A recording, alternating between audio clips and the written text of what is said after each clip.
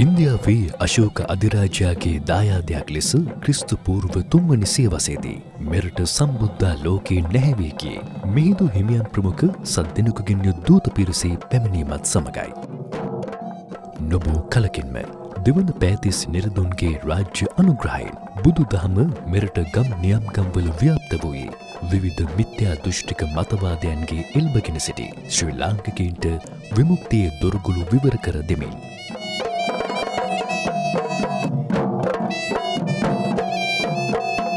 එහි දෙවන දිගහැරුම සිදු වූයේ අධිරාජ අශෝක දියණිය සංඝමිත්තා මෙහෙණියගේ වැඩමවීමෙන් සංඝමිත්තාවන් බුදු සසුනේ අභිවෘද්ධිය පිණිස කටයුතු කළ උත්තරීතර මහරහත් තෙරණියක්.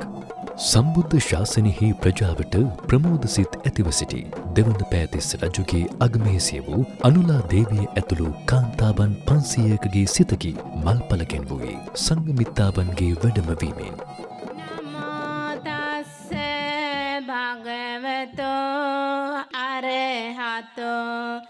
සම්මා සම්බුද්දස්ස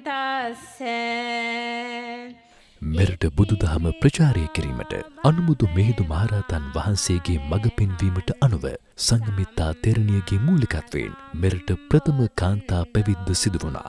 ඒ රාජ්‍ය අගමේසිය අනුලාවන් පැවිදි කරමින් අනුලා භික්ෂුණීන් වහන්සේගේ ප්‍රජාවෙන් ආරම්භ කරන්නට යෙදුණු මෙරට භික්ෂුණී ශාසනය හරහා මුළු මහත් ලෝකයටම භික්ෂුණී ශාසනය දායාද වූ බව බොහෝ දෙනෙකු නොදන්නා කරුණක්.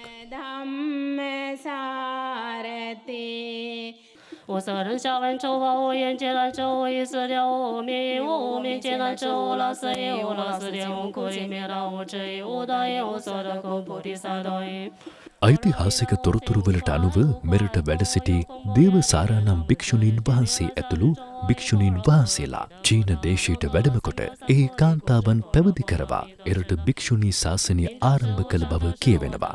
ටිබෙට් දේශයේ භික්ෂුණී ශාසනය ආරම්භ කළේද චන්ද්‍රමාලී නම් භික්ෂුණීන් වහන්සේගේ නායකත්වයෙන් යුත් මෙරටින් වැඩම කළ ධර්මදූත කණ්ඩායමක් විසින්.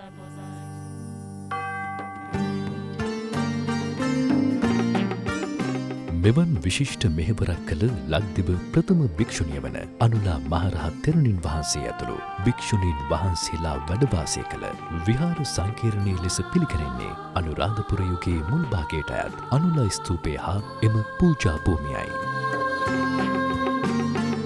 අක්කර 46ක පමණ විශාලත්වයකින් යුත් මෙම භූමිය මෙරට අතීත ශ්‍රී විභූතියේ කැඩපතක් යැයි කිවහොත් එය අතිශෝක්තියක් නොවේ. සිව්බුදුන් වැඩි සිහල දීපේ උතුම් සිරි කත දේවි අනුලා. මිහින්තලේ පුදබිමට සමීපව පිහිටි මෙම පුදබිම මහනුවර යාපනී මාර්ගයේ 133 වෙනි කිලෝමීටර් කණුව පසුකොට මීටර් 800ක් පමණ ගමන් කළ විට හමුවන බුරුලියදු ශ්‍රමදාන මාවතේ ගිය විට මෙම පුදබිමට පිවිසිය හැකියි. වංශ කතාවල අනුල චේතිය අනුලා දේවි විහාරය ආදී නම් කිහිපයකින් හඳුන්වා ඇති මෙම ආරාම සංකීර්ණයේ අනුලා භික්ෂුණීන් වහන්සේ ඇතුළු 500ක් භික්ෂුණීන් වහන්සේලාට වාසස්ථාන ඇතුළු සියලු විහාරාංග වලින් සමන්විත වූ පුදබිමක්. අනුලතිස්ස දාගැබ ඒ අතුරින් සුවිශේෂී. මෙරට කීර්තිමත් පුරාවිද්‍යාඥයන් වූ H.C.P. Bell Senarath Paranavitana Charles Godakumbure Raja de Silva ආදීන්ගේ ගවේෂණවලදී මෙහි ඓතිහාසික වැදගත්කම පිළිබඳ සාධක සොයා ගැනුණා. ස්තූප ගොඩනැගිල්ල මීටර් 5ක් පමණ උසකින් යුක්ත වනවා. මෙය ක්‍රිස්තු වර්ෂ පළමු හා දෙවන සියවස් අතර ඉදි වූ ඉපරණි දාගැබක්. කාලේ වැලිතලාවට යට වී මෙම දාගැබත් සෙසු පුරාවස්තු සම්භාරයත් ජරා ජීර්ණව පැවති අවධියක එහි ප්‍රතිසංස්කරණ ආරම්භ වූයේ ඉකුත් උදුවප් පොහෝ දිනේ.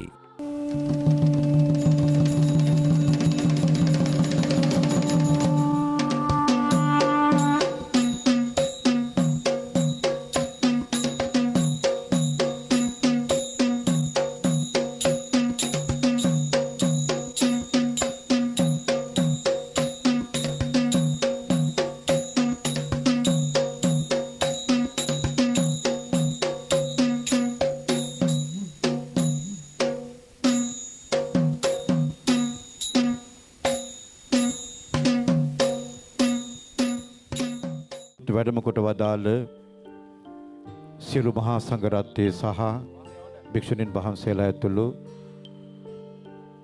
මේ අවස්ථාවට සහභාගී වන රාජ්‍ය අමාත්‍යතුමන් ඇතුළු අනිකුත් සම්භාවනීය ආරාධිත මුත්තනි පින්වතුනි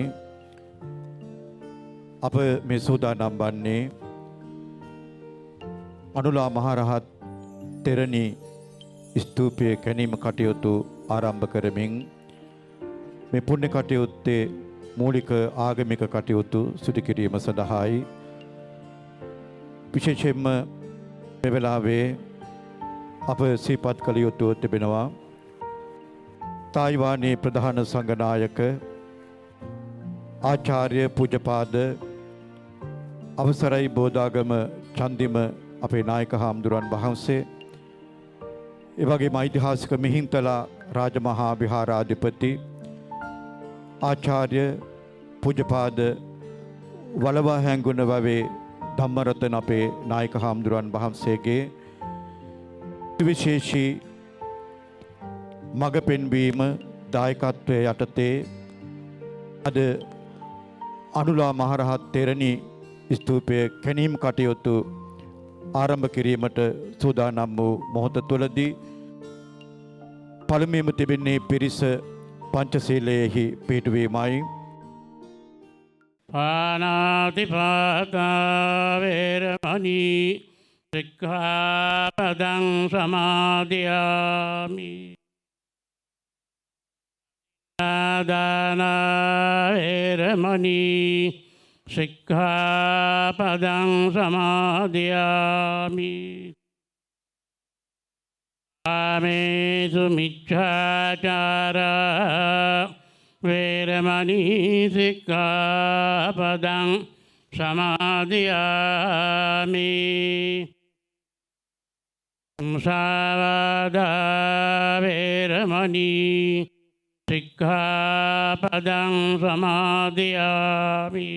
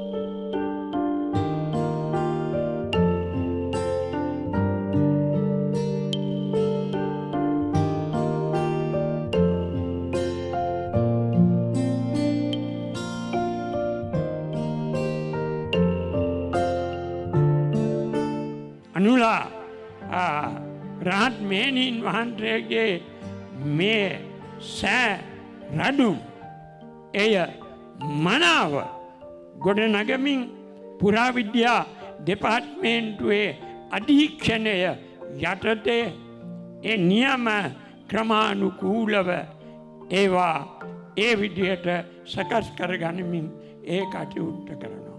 මේක ඓතිහාසිකයි. මේ නිකම් නෙවෙයි. මේ වගේ තමයි ඔබ දැක්කා නම් එවන්න පුරාවිද්‍යාවේ සංග්‍රහවල තියෙනවා. රුවන්වැලි සෑ මහා සෑරදුම් කොහොමද තිබුණේ එදා දැන් තියෙන්නේ කොහොමද? මිරිසවැටිය අනිකුත් ස්ථාන ආදී මහා ස්තූපයන් කලින් තිබුණේ කොහොමද? දැන් තියෙන්නේ කොහොමද? අන්න ඒ විදිහට දැන් මේ සෑරදුම් තියෙන ආකාරය තව අවුරුදු කීපයකින් මේ ස්ථානයේ ඒ සෑරදුම් ගොඩනගනවා නොඅනුමානයි.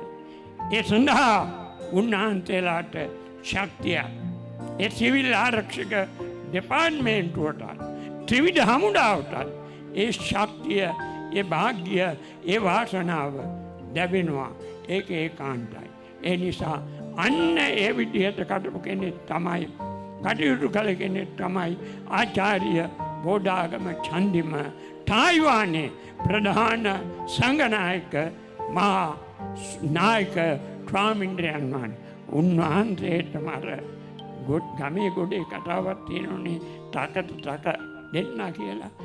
ඒ වගේ තමයි අපේ බලවංගුණු හැවේ ධම්මරතන නායක ස්වාමීන්ද්‍රයන් වහන්සේ බොහොම කඩිසරයි කටසරයි වැඩ හොඳයි. නිසා අපිට විශ්වාසයි අපේ මේ මෙතන වැඩින්න අපේ අස්කිරි පාත්‍රයේ මහානායක මාහිම්පාණන් වහන්සේ අපේ මහානායක මාහිම්පාණන් වහන්සේට ඒ උන්වහන්සේගේ කාර්යභාරය හරියට කරලා තියෙනවා.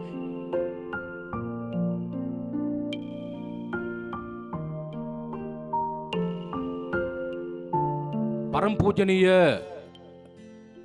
මහා මහේන්ද්‍ර මහරහතන් වහන්සේගේ අවවාද අනුශාසනා පරිදි මීට වසර 2329කට ඉස්සෙල්ලා අර පේන මහා කඳු මුදුනෙන් තමයි තේරවාදී බුදු සසුන ලක්දිවින් ව්‍යාප්ත වන්නේ විශ්වය පුරා. මිහිඳු මහරහතන් වහන්සේ ක්‍රිස්තු පූර්ව 3 වෙනි සියවසේදී පොසොන් මාසයේ දවසක තමයි වැඩම වන්නේ. ඒ වගේම භික්ෂුණී ශාසනය ආරම්භ කරන්නට කියලා ඉල්ලීමක් කළා. පූජනීය වස්තුන් අපිට අවශ්‍යයි කියලා කිව්වා. ඒ වෙනුවෙන් අරිට්ඨ හාමුදුරුවෝ සුමන සාමණේරයන් වහන්සේත් වැඩමවලා දකුණු අකුධාතුන් වහන්සේත් උරුණෝම ධාතුන් වහන්සේලා පාත්‍රයක් වඩම්වාගෙන ඇවිල්ලා මිහින්තලයේදී බෙදලා දුන්නා.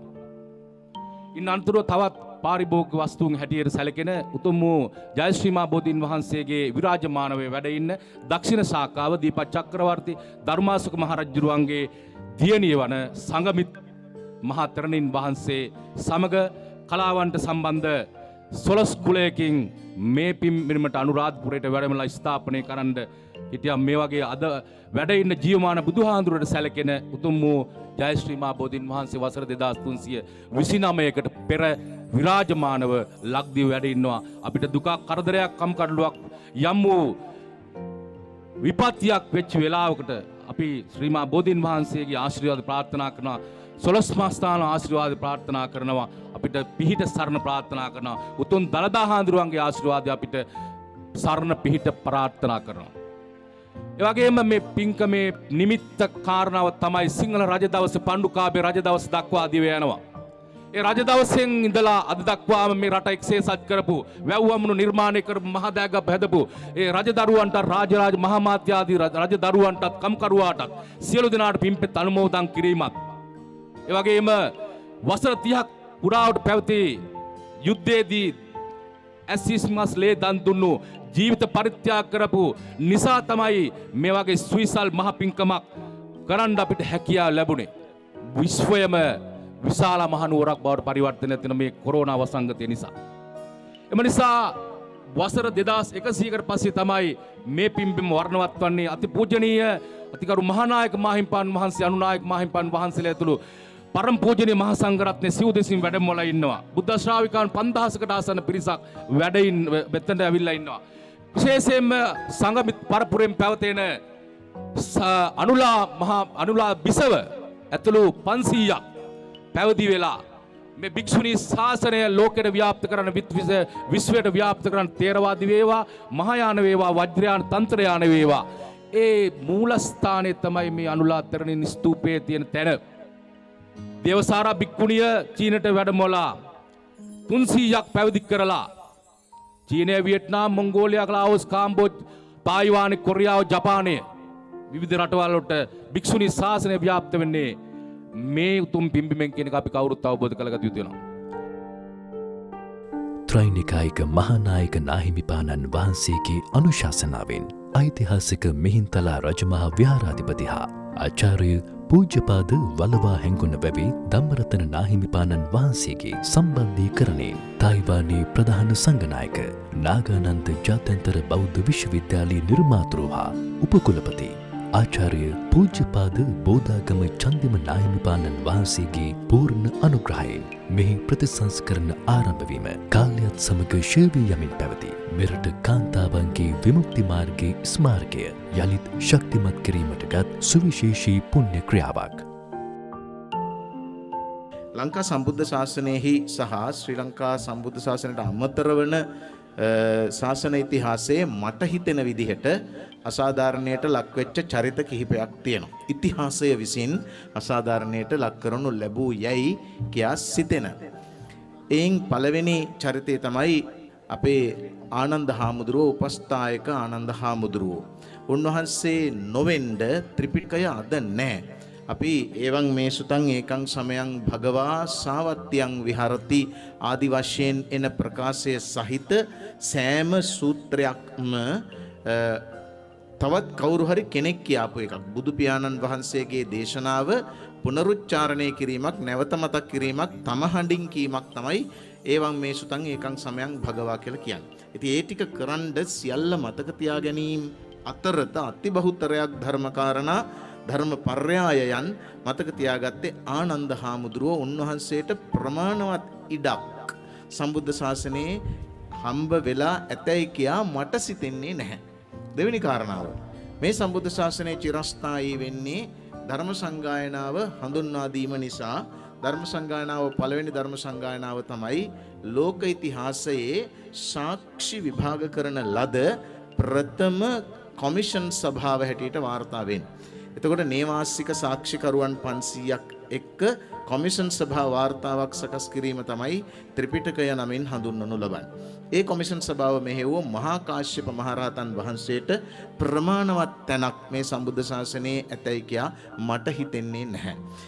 මේ වර්ග කිලෝමීටර් 65630කට අධික ස්වර්ණමය පින්බිමේ සම්මා සම්බුද්ධ ශාසනය අපිට වැදගත්. ඒ වැදගත් මේ සම්බුද්ධ ශාසනයෙහි ප්‍රධානම චරිත දෙක මිහිඳු මහරහතන් වහන්සේ වගේම අරිට්ඨ අනුලා කියන නම් දෙක. මිහිඳු මහරහතන් වහන්සේ ලංකාවේ ඉන්දියානු බුද්ධාගමක් පිහිටවන්නට තීන්දුව කළේ නැහැ. ඉන්දියානු බුද්ධාගම සහ ඉන්දියානු භාවය මේ රටේ ස්ථාපිත කරන්නට ඕනෑ නම් උන්වහන්සේ මීට වඩා ලොකු ඉන්දියානු භාවයක් ගේනවා. ඒක නිසා උන්වහන්සේට සංගමිත් මහරහත් මෙහෙණින් වහන්සේටත් ඕනෑකම ලැබුණේ ශ්‍රී ලාංකේය සම්බුද්ධ ශාසනයක් ස්ථාපිත කරන්න. ලංකා සම්බුද්ධ ශාසනයේ මුලදිම අනුලා මෙහෙණින් වහන්සේට අමතරව සද්දම්ම නන්දී කියන මෙහෙණින් වහන්සේ, සෝමා ගිරිද්දි කියන මෙහෙණින් වහන්සේ, දාසියා, ධම්මා, ධම්මපාලා, මහිලා, සෝභනා, ධම්මතාපසා, හරමිත්තා, සානා, කාලි සහ උත්තරා කියලා මෙහෙණින් වහන්සේලා පිළිබඳව සඳහන් වෙනවා. ලංකාවේ සම්බුද්ධ ශාසනයේ වැදගත්ම කරුණු මෙහෙණින් වහන්සේලා 5 නමක් ගැන සඳහන් වෙනවා. මහිලා, සමන්තා, ගිරිකාලි, කාලි සහ දාසී කියලා. දුටුගැමුණු රජුරුවන්ගේ සහෝදරියෝ දෙපළක් තමයි මහිලා සහ සමන්තා කියන්නේ. විනයෙන් ඉතාම අග්‍රයි. ඉතින් ඒකින්දා මේ සියලු මෙහෙණින් වහන්සේලාත් එක්ක කොච්චර වර්ධනය වුණාද කියනවා නම් දේවානම්පියතිස්ස රජුරවන්ට උපාසිකා විහාරයට අමතරව චූලාංගන, මහාංගන, සිරිවඩ්ඩන, හත්තාල්ලක මෙහෙණවර කියලා මෙහෙණවරවල් හදන්න සිද්ධ වෙලා තියෙනවා. ඉතින් අපි බලාපොරොත්තු වෙනවා නාගානන්ද ජාත්‍යන්තර බෞද්ධ විශ්වවිද්‍යාලයෙන් මේ අපේ මෙහෙණින් වහන්සේලාට සහතික පත්‍ර පාඨමාලාවක් පවත්වලා සහතිකයක් ලබා දෙන්න. ඒ වගේම මේ මෙහෙණින් වහන්සේලාගේ කටයුතු තවදුරටත් ඉදිරියට කරගෙන යන්න. ත්‍රිවිධ හමුදාවේ හා සිවිල් ආරක්ෂක බලකායෙහි වීරෝදාර රණවිරුවන්ගේ ශ්‍රමදායකත්වයෙන් මෙහි සංරක්ෂණ කටයුතු සිදු කරන අතර එය අධීක්ෂණය කරන්නේ පුරාවිද්‍යා දෙපාර්තමේන්තුවයි.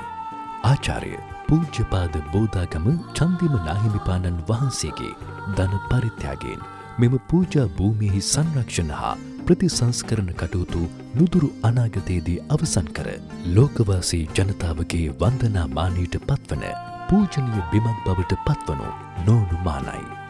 මෙම පුණ්‍යවන්ත අවස්ථාවට දිවයිනේ සතර දෙසින් මෙහෙණින් වහන්සේ 4000ක් වැඩම කළ අතර උන්වහන්සේ වෙනුවෙන් දානීය සිවුරු පිළිකර පිළිගන්වා එදවස අනුලා භික්ෂුණීන් වහන්සේ ඇතුළු මෙහෙණින් වහන්සේ යළිත් සිහිපත් කිරීමද මෙහිදී සිදු වුණා. සිව්බුදුන් වැඩි සිහල දීපේ උතුම් සිරි කත දේවි අනුලා හෙළ සසුන් කෙත කලා සිරි පිරි පිනෙන් සරු කත තේරි අනුලා පිනෙන් සරු කත තේරි අනුලා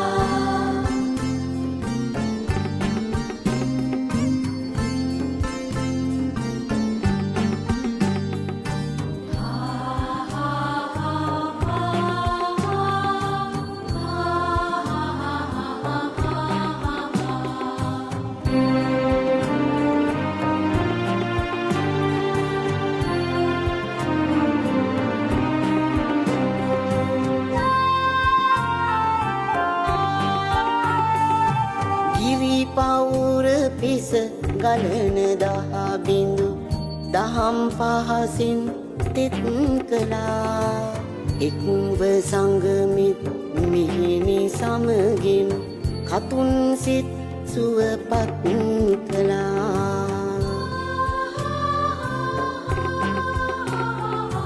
සිව්බුදුන් වැඩි සිහල දීපේ උතුම් සිරි කත දේවි අනුලා උතුම් සිරි කත දේවි අනුලා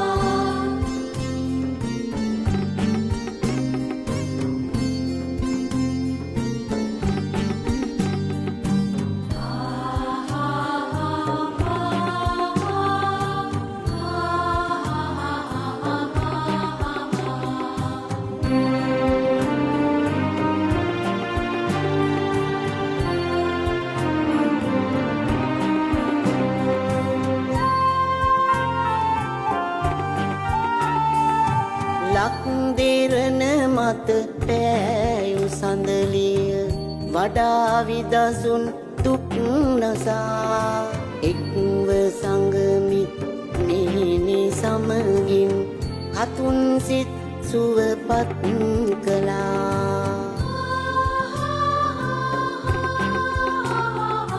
හෙළ සසුන් කෙත කලා සිරි පිරි පිනෙන් සරු කත තේරි අනුලා පිනෙන් සරු කත තේරි අනුලා සිව්බුදුන් වැඩි සිහල දීපේ උතුම් සිරි කත දේවි අනුලා